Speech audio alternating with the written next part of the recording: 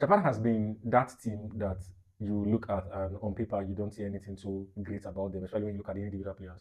But somehow in this competition, they've actually done so well. They've played so well. Their coach has been very, very good in his tactics, substitutions, and all. And I think that has made um, other countries fear Japan.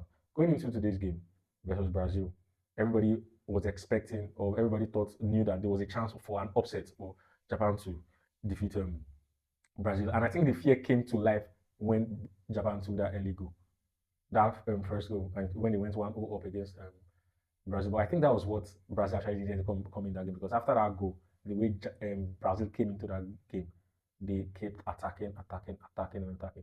And I think that's where I want to talk. First of all, Vinicius, we know how good Vinicius is.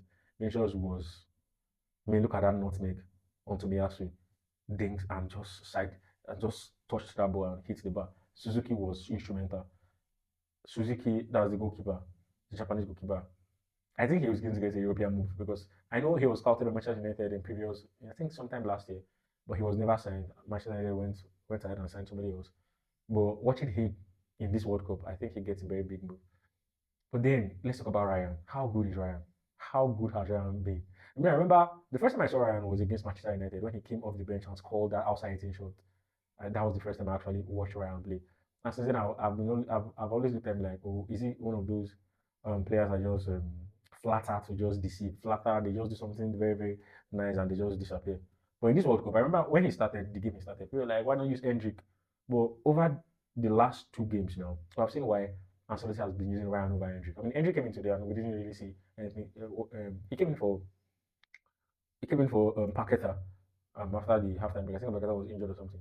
And I really didn't see anything. I don't know about if you saw, but I really didn't see anything spectacular that Hendrick did in that game. But Ryan has been very, very good.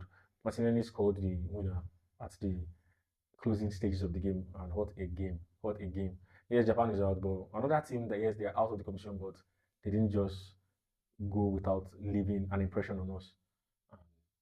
Japan needs or has to hold their head up high. They did well today, and I hope. I mean, this World Cup they were without some very very key important players. There was no Endo, there was no Mitoma, and I don't think Kubo played so many games or even played at all in this World Cup. So Japan did so well. Brazil over the run of games, especially after that Morocco game, Brazil got better. They have been better over the games. I think Ancelotti is getting to understand more and more by every training and every game they play who are his best players, what he needs to do. I mean, the substitutes he brought in, Martinelli was one that scored the winning goal. And this Brazil team is coming together and they are forming or they are coming up to be something very, very good. And I think if they continue like this, there will be a force to reckon with in the World Cup. I mean, even saying that about Brazil, come on now, it's Brazil. But still, over the past few years, they've not been so good. So that's why we can't say they could be something, I mean, a force to reckon with because they are not their old self.